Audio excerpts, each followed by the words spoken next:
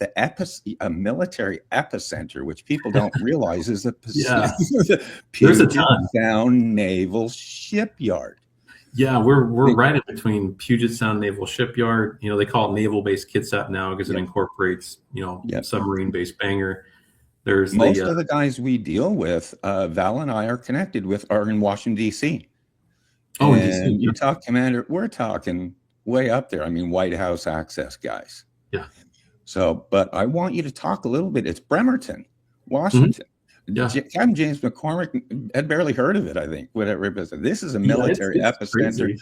Navy guys, take a few minutes and talk about Bremerton and the Navy, the military centric, and really how, once again, it's affected your business life. I mean, it affects my business life because the military is the economic backbone of this area too.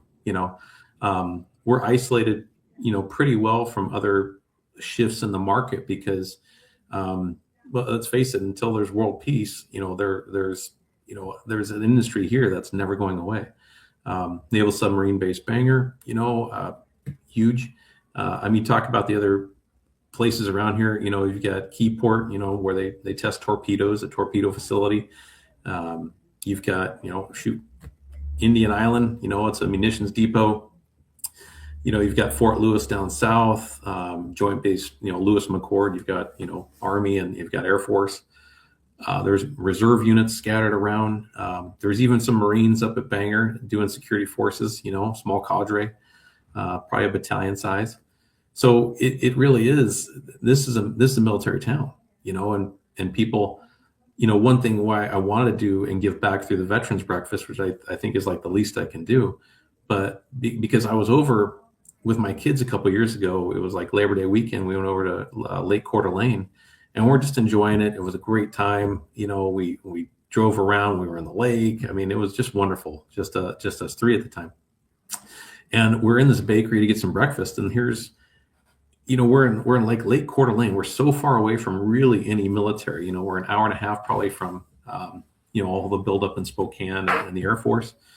And they're celebrating veterans right there. They're like, hey, we're having a huge veterans breakfast. And I was like, how are they doing a better job appreciating, the people that keep us safe, rather than here we are at the epicenter. We have to be doing that too.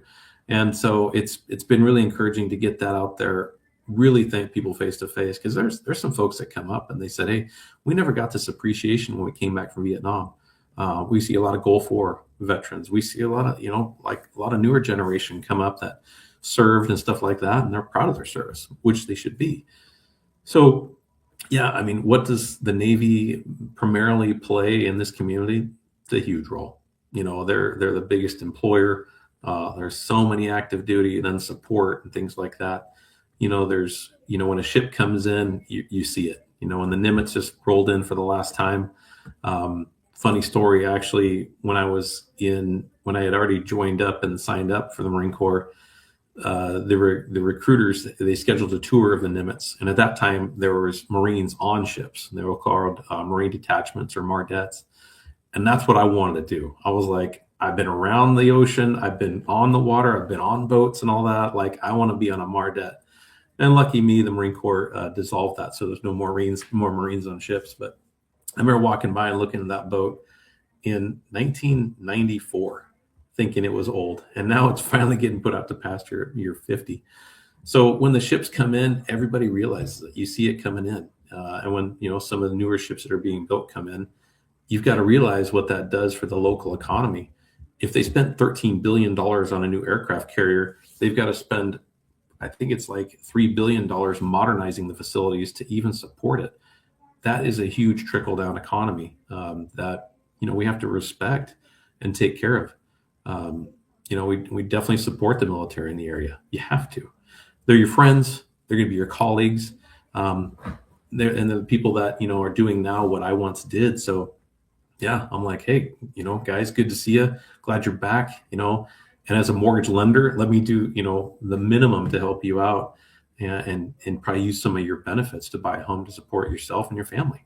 I think that's huge. There's nothing better than if you have to get deployed for months at a time to know that, hey, my family was in a good spot. They are safe. They have great housing. I don't have to worry about that one little thing. You've got to worry about missing birthdays and anniversaries and special moments with your kids at schools and all those little things, while you're gone.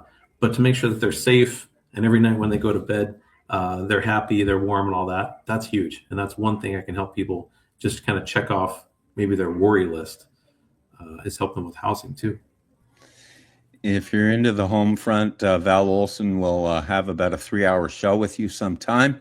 She's all about the home front, protecting the home front, that life starts at the home front.